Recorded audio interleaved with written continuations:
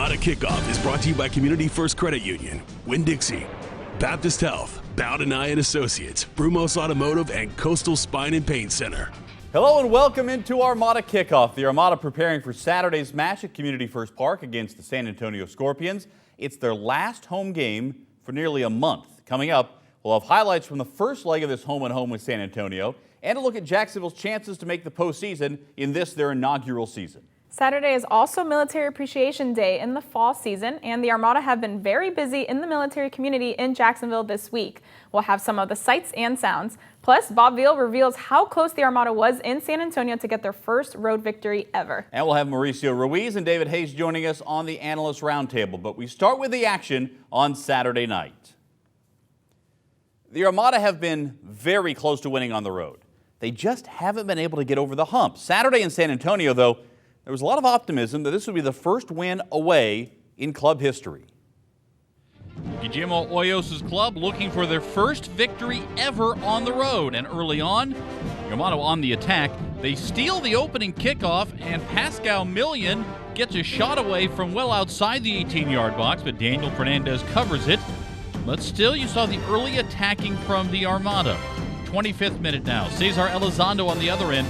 After San Antonio came out with a 5-4-1 formation, they had a few attacks, but not a lot, especially in the first half. Now, after a Jaime Castri on steal, he threads one for Akil Barrett, who gets tripped up just outside the 18-yard box. That's a free kick coming for Jacksonville, and perhaps a chance to get that go-ahead goal. The Armada hadn't lost a match this year when they scored first. Jamal Johnson takes it, hits it off the wall, gets it back, tries again, and it goes wide. Omar Cummings, the leading goal scorer in the NASL, wasn't much of a factor in this one. Did have a chance here, but well-positioned Miguel Gallardo able to hold things off. Then late in the first half, this was a good opportunity for the Armada. Off the short corner, Pascal Million puts one to the far post. Tommy Krasanovic with a header, but nobody at the top of the 6-yard box to get it. It's cleared out by San Antonio. We go to halftime 0-0. First minute of the second half, Zurab Tsiskaridze with a blast, but Miguel Gallardo was up to the challenge. Then this might have been the best opportunity for the Armada. Sean Nicola squares one right to Akil Barrett, but he doesn't get it elevated at all. And Fernandez makes the save to keep it a 0-0 contest. Just 5 minutes later, Billy Forbes has entered the game, and Billy Forbes makes a difference. He's one of the leading assist men in the NASL, but on this night, it was his goal that made the difference. Forbes scoring. Take another look at it as he comes in with a left foot. Forbes with a goal in the 64th minute, a 1-0 San Antonio lead. The celebration was on at Toyota Field. The Armada just couldn't get there in time, and they couldn't get the equalizer. Jacksonville loses 1-0. They're still without a road victory in their inaugural season.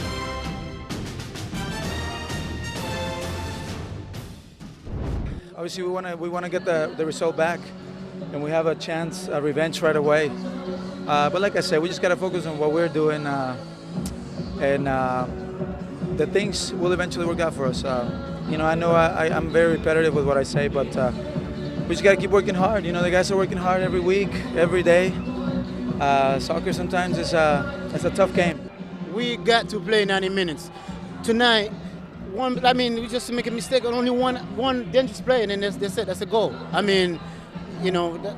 Obviously, we all know this. We got to play 90 minutes. We have the team to play. Why can't we do it? You know what I mean? Why can't we do it? This is hurt, man. This is hurt. I'm tired of talking about, we play good. We got to get a win. But you take a look at the numbers, and this does not look like the statistics from a game that the Armada lost, quite frankly. More shots, more corners, more possession time. It was just one mistake, really, that cost the Armada 3 yellow cards. We'll keep an eye on Fabricio Ortiz, who now has 3. Remember, after 5, you get a 1-game ban, and we're not yet halfway through the fall season, so that'll be something to keep an eye on. But the Armada just continue to run into bad luck on the road. The fair and fair man of the match last week went to Argentinian midfielder Lucas Scaglia. Despite the result, Scaglia maintained high energy throughout the 90-plus minutes of the match. After years of playing in Europe and South America, Scaglia knows how to read the game very well and plays a key role in the Armada midfield and defense. He helped maintain possession and dropped back when needed to help regroup the counterattack. This marks Scaglia's first man of the match mention. The Armada are back at Community First Park this weekend for Military Appreciation Night against the San Antonio Scorpions. After that, they are away quite some time with matches in Indy, New York, and a midweek match in Fort Lauderdale. Then there's a bye week, and the Boys in Blue return home on September 26th to host the Tampa Bay Rowdies for the first time this year. Saturday night's match is Military Appreciation Night, and the Armada have 3 military-themed T-shirts available to fans. Krissty caught up with some of the players to hear which one is their favorite. It's Military Appreciation Night again for the Armada at Community First Park, and this time fans have a chance of a ticket package that includes one of these 3 shirts: Boehner's Battalion, Miguel's Militia, and Keita's Commandos. So which one would Armada players pick? If I could buy it, I could buy 3 of them. But if I need to pick ones, I could pick the Miguel ones. You know, it's the tough, aggressive Calavera or whatever you call. I would go with Keita's one because it's navy blue, and I like colors like that. I don't like the other bright ones. And Keita is my boy. He's from my African brother, so I got to rep with him. Oh, absolutely. I already got like 3. All my family already has it. And I think that Miguel's Militia is going to be the one that's going to have more fun at the battle. Well, I think it sounds the best, in my opinion. But, you could ask my parents what they think. It certainly has my last name on it, so they would definitely, root for the Boehner's Battalion. Yeah, I saw that. I was very excited when I saw it. I said I should get it, so it's very nice, I see something like it's going to improve me, so I was very excited to see it, and then I should get one, I think so, because up to now I didn't get it yet. Players are excited to get their hands on them, and it's a great way to show military appreciation, something that's very important to Matt Boehner and Miguel Gallardo. Appreciation of the military, it's very near and dear to my heart.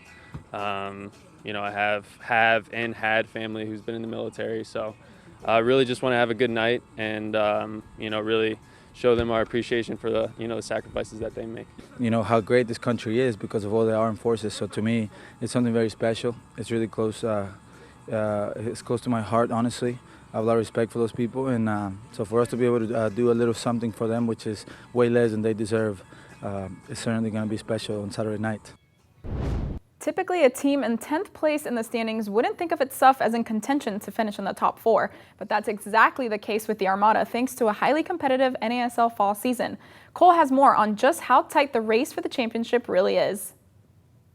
It's a pretty remarkable fact about the North American Soccer League. Every team in the league is within 6 points of a postseason berth. And with less than a dozen games to go for most teams, that means things will come right down to the wire. Yeah, this league is crazy, but it's good. It's good for you as a team. You know how much you have to work to put yourself in a situation. So you can see 3 points make a difference. So 3 points make a difference. Like I said, if we have to get the win at home and then next week go to Indy and then try to do the same, That also means that for a team like the Armada that stumbled out of the gates in the fall season, there's still plenty of time and not too far to go. Oh, we are a resilient team, we never give up, and we will not, until last game. We know the fact that if you win a few games on the road, you get closer, the playoff, is there for everybody. And yeah, we need to fight hard because it's not going to be easy. We know that, and we need to taking points, here at home and also away. So how will the Armada approach these final 11 matches? Really just trying to go out and win every game like we have been, and just kind of let the points in the standings really speak for themselves. The main thing we have to do is win a game and get the 3 points, and from there we think about the next game. But the game now is very important, especially for winning. So conscious everybody get it in mind. So hopefully I think we'll go up there to win a game. All right, take a look at this form table. This shows performance over the last 6 matches for the top teams in the North American Soccer League. You can see that with Ottawa and New York right on top, those 2 sides fall leader and spring champion. But the Armada, one of the better teams of late. 10 points from the last 6 matches.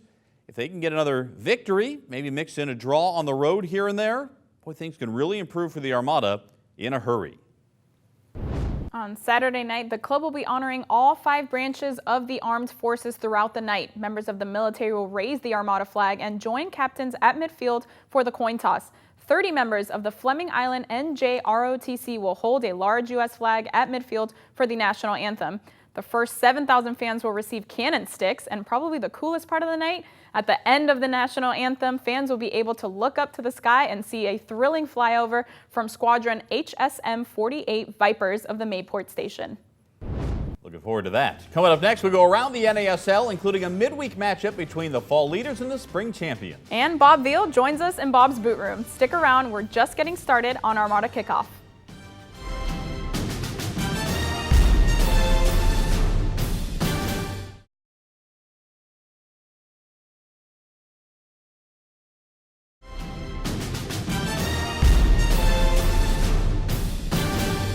The week in the North American Soccer League ended with a matchup of the 2 top teams in the combined standings, but it began with a bang. Let's go around the NASL.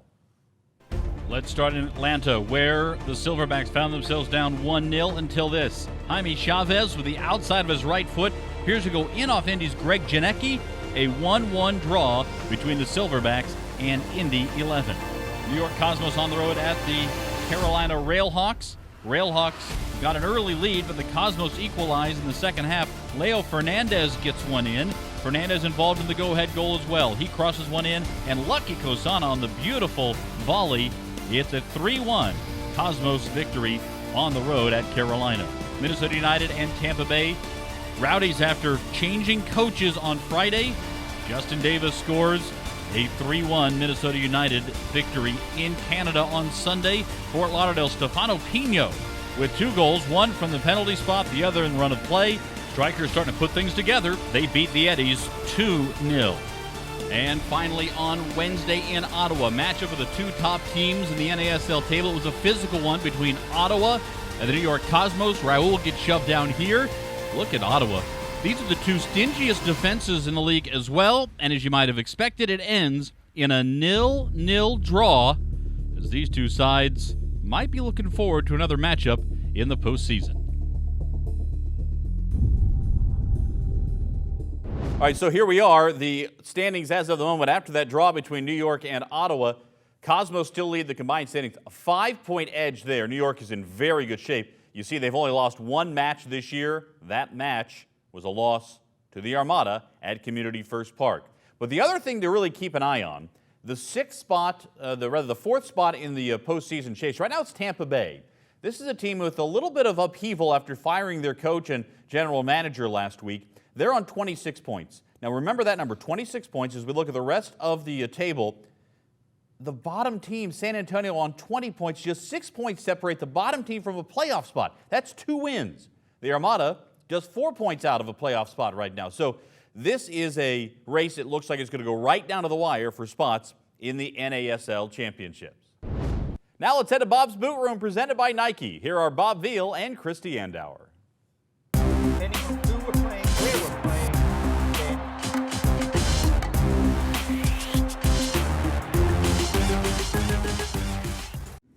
Thank you, Cole. Bob, another tough loss for the Armada on the road in San Antonio. Yeah, let's look at it in 2 halves, because the first half, I thought they played pretty well, finding players. So let's look at our first cut this week. This was a real early ball forward to Jamal within 6 minutes, and that's a pretty good shot and a save. So we did start within the 6 minutes attacking them. And then we have a string of passes here, which going forward, finding players. Akil Barrett, you watch this Pascal. little sequence here. This is all in the first half. There, a long ball across, out to the side to Nicolo, back in. A lot of fluidity. A lot of. Then a bad pass to finish it off, which goes into the box. And what they're trying to do is to find gaps in the defense. So let's go on to the next clip. Kind of hard to do that though sometimes. It is. It really is. This again, some nice little touches here, playing the ball back again, and then who's that at the back? Miguel there. Yep. Just playing that ball forward, and you'll see a number of passes which are really accurate, people moving into space, trying to troll that defense, but they're not moving at all. Still got 4 across the back and 2 players in front of them. So let's go into the next stretch here. This is Jaime in tons of room, plays a ball forward and forward again. A whole string of passes there, and then a bad, well, good defensive tackle, really, and it goes on. Jaime in the middle of the field here. You'll see this. Tons of time to make a pass in the second half, and what does it do? Goes straight to a defender outside for a throw-in. This is Jaime again, playing a ball across, real bad ball. It goes out of play, throw-in. And this leads to San Antonio's goal, yeah. A little throw-in inside there, great turn here, and I want him to stop it in a minute. You'll see, stop it now, and you'll see they're attacking there, and where's Toby? There he is, comes in, commits himself, should never committed himself there, should never have committed himself, and the defence are in array, and Forbes runs onto it. What a good player Forbes is. So really at that point in the match, they should be making better passes. Yeah, it really was a game of two halves. Thanks so much, Bob. The Armada are back at home tomorrow night against the San Antonio Scorpions. Cole? Thanks, Krissty. Coming up, the Analyst Roundtable. Mauricio, Ruiz, and David Hayes join us to talk about the importance of Saturday's rematch with San Antonio. Stick around. More Armada Kickoff is straight ahead.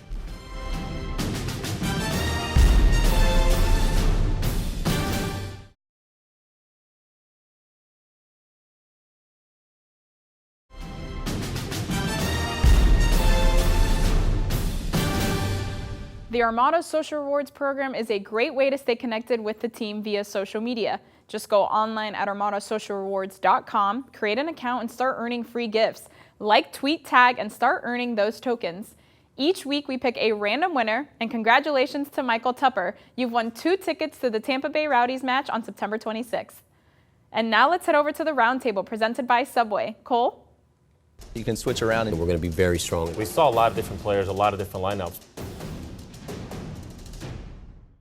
All right, thank you, Krissty. Here on the Analyst Roundtable, David Hayes, Mauricio Ruiz joining us. All right, let's start with last week's game in San Antonio. What was missing? Well, I think obviously the 5 players that have been missing in the lineup continue to make a difference in not being on the field, even though some of the substitutes have done a really good job. But I think we've noticed that Keita makes a huge difference on the team when he's not on. He drives people crazy as well when he's on the field, but he's such a big mismatch for any defender on the team, so he makes a big difference for this lineup. Yeah, Keita missing was very a big part of what was missing, but I think we did all right. I mean, 1-0 loss. I mean, we had our chances. We just didn't, score. But other than that, I think we were all right. David, what if this is the week, finally, that Marcos Flores and Matt Boehner get back in? What do you do with the lineup?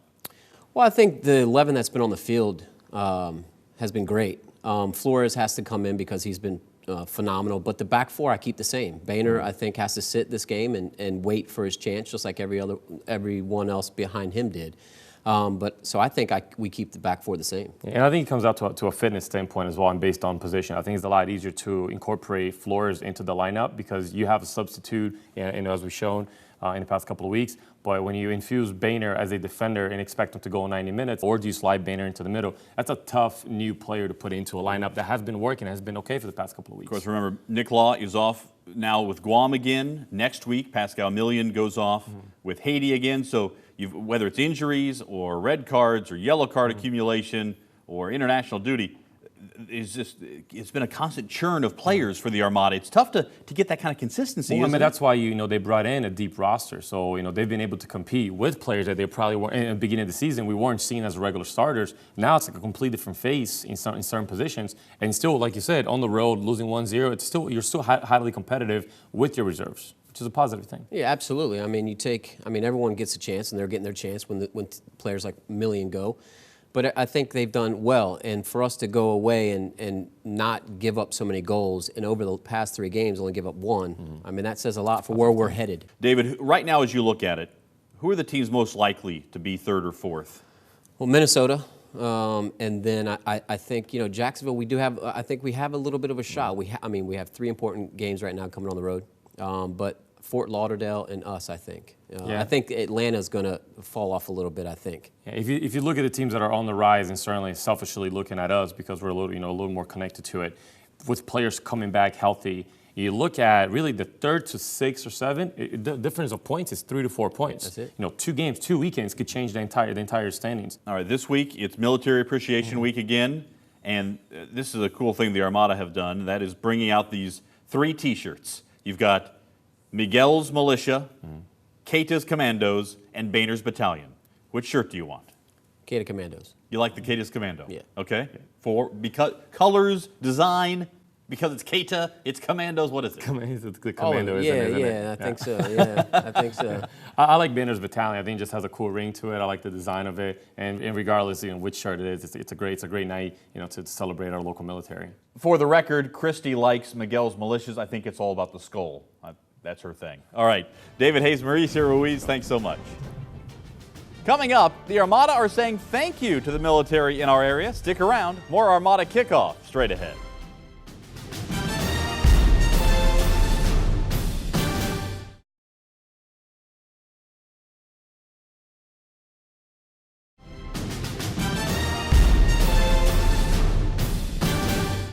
The Armada returned to Community First Park on September 26th to host the Tampa Bay Rowdies for the first time this year.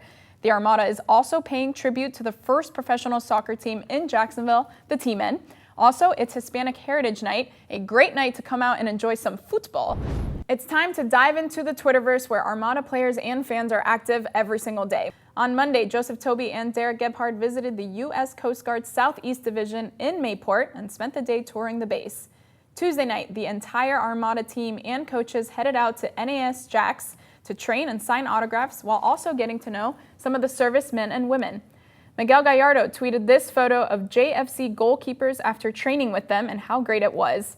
And one of the newest clubs to join the NASL, Puerto Rico FC, owned by NBA star Carmelo Anthony, announced their head coach and technical director this past week. They will start season play in the fall next year. Cole, how exciting is it for the league, the teams, and Carmelo Anthony? Yeah, that's going to make a great sort of southeastern corridor in the North American Soccer League when you include Miami being added in next year as well, with the other 3 existing Florida teams plus Puerto Rico. Going to be a pretty great road trip as well, right? I'm kind of excited. Yeah, and that'll be Miami and Puerto Rico. That's awesome. That's a great little 1-2 trip for anybody.